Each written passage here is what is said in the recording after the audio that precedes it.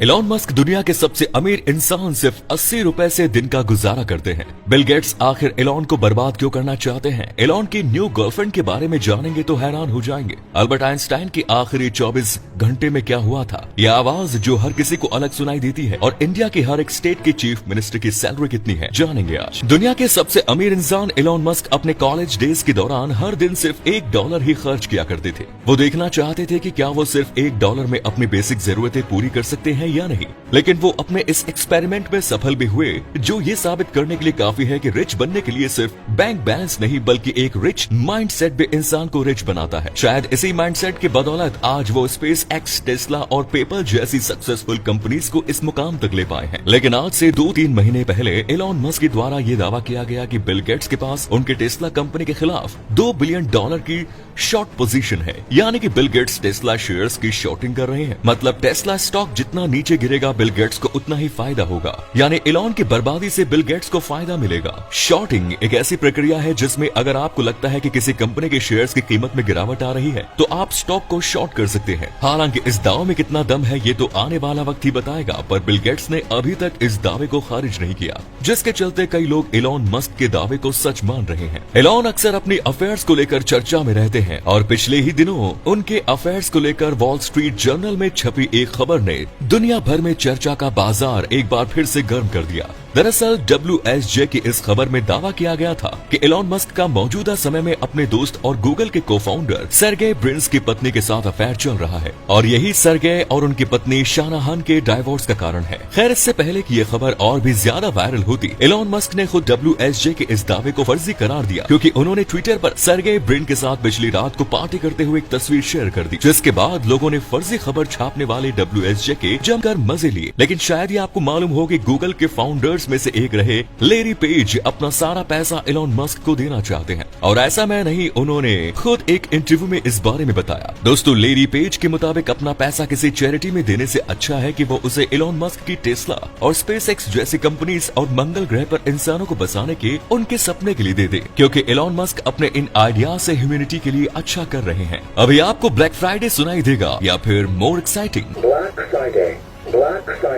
Black Friday सुनाई दिया तो लाइक कीजिए, और मोर एक्साइटिंग सुनाई दिया तो कमेंट। एशिया का सबसे अमीर इंसान बनने के बाद गौतम अडानी ने इस मामले में माइक्रोसॉफ्ट को फाउंडर बिल गेट्स को भी पछाड़ दिया। उन्हें वर्ल्ड रिचेस्ट पर्सन की लिस्ट में 5th से 4th पोजीशन पर आने में सिर्फ 3 महीनों का समय लगा। एक तरफ आज जहां बिल गेट्स की नेटवर्थ 103.9 बिलियन है, तो वहीं गौतम अडानी मौजूदा समय में 117.6 बिलियन की नेटवर्थ रखते हैं। हालांकि बिल गेट्स ने पिछले समय अपना बहुत सा पैसा चैरिटीज को दान किया है, जिसके चलते उनकी नेटवर्थ कम हुई है। वैसे जब बात भारत के सबसे कर्जदार बिजनेसमैन की आती है, तब उनमें अडानी ग्रुप का नाम सबसे ऊपर आता है, क्योंकि अडानी ग्रुप के ऊपर इंडियन बैंक्स का करीब 2.2 लाख करोड़ रुपीस का लोन बकाया है, जो आने वाले समय में भारतीय बैंक्स के लिए एक दिक्कत पैदा कर सकता है। अडानी अंबानी भले ही पैसों के पीछे क्यों न भागते हो, लेकिन हमारे रतन टाटा सर ऐसा नहीं है। तो भारत के हर राज्य का अपना अलग चीफ मिनिस्टर होता है, और जब चीफ मिनिस्टर्स अलग अलग हैं, तब उनको मिलने वाली सैलरीज भी अलग अलग होगी। अगर चीफ मिनिस्टर्स को सबसे ज्यादा सैलरी देने वाले राज्यों की बात करें तो इसमें 10th पोजीशन पर आता है मध्य प्रदेश, जहां के सीएम को 2.5 लाख रुपए सैलरी मिलती है। इसके बाद 9वें नंबर पर आता है झारखंड, जहां सीएम को 2,70,000 सैलरी मिलती है। फिर हरियाणा में 2,88,000, हिमाचल प्रदेश में 3,10,000, गुजरात में 3,21,000, महाराष्ट्र में 3,40,000, आंध्र प्रदेश में 3,55,000, उत्तर प्रदेश में 3,65,000, दिल्ली में 3,90,000, और आखिर में नंबर 1 पर है तेलंगाना, जहां के सीएम को सैलरी के रूप में 4,10,000 रुपए दिए जाते हैं। अभी आप अपने स्क्रीन पर जो चार्जिंग नेटवर्क देख रहे हैं, वो टाटा की सिर्फ 2 साल की कोशिश का नतीजा है। सिर्फ 2 सालों में जब टाटा ने इतना सब अचीव कर लिया, तो आने वाले 10 सालों में वो किस तरह से भारत के इलेक्ट्रिक व्हीकल इंफ्रा को बदल कर रख देगा। हालांकि टाटा सिर्फ एक अकेली कंपनी नहीं है, बल्कि ये एक ग्रुप ऑफ कंपनीज है, जिसमें एक कंपनी के प्रोग्रेस से दूसरी कंपनीज को भी फायदा होता है। जहां एक तरफ दूसरी कंपनीज अपना काम बाहर से कराती है, तो वहीं टाटा की गाड़ियों के ज्यादातर ऑटो पार्ट्स टाटा की ही कंपनी टाटा ऑटोकॉम्स ही बनाती है। टाटा ग्रुप की ही टाटा पावर्स देश भर में इलेक्ट्रिक व्हीकल्स स्टेशंस बना रही है, और टाटा केमिकल्स ने अभी से ही बैटरी रिसाइकल की दिशा में कदम बढ़ा दिए हैं, जो दिखाता है कि भारत जल्द ही इलेक्ट्रिक व्हीकल्स के मामले में टाटा की बदौलत आत्मनिर्भर बनने वाला है।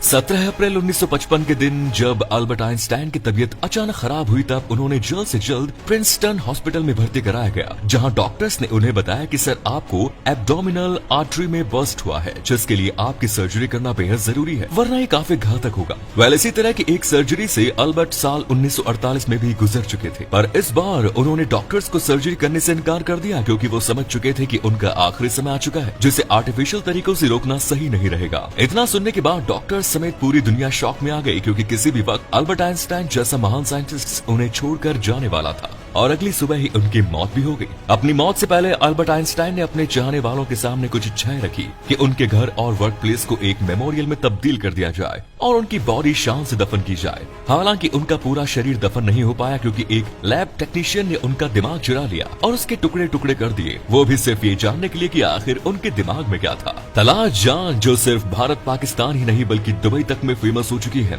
जिसके चलते दुबई के कई लोगों ने तो इन्हें प्रपोज तक कर दिया। हालांकि ये किसी से भी शादी नहीं कर सकती क्योंकि ये एक लड़की नहीं बल्कि एक किन्नर है, जिन्हें दुनिया के सबसे खूबसूरत किन्नर भी माना जाता है। दोस्तों, खूबसूरत किन्नर की जिंदगी बेहद उतार चढ़ाव वाली रही थी है, क्योंकि जब इनका जन्म हुआ तब इनके माँ बाप ने इन्हें किन्नर मानने से इनकार कर दिया और ये बचपन से एक लड़के की तरह रहती आई है। लेकिन गुजरते वक्त के साथ इन्होंने खुद को पहचानते हुए एक नया मुकाम हासिल किया, जिसके चलते आज ये सिर्फ पाकिस्तान ही नहीं बल्कि दुनिया भर में जानी जाती है।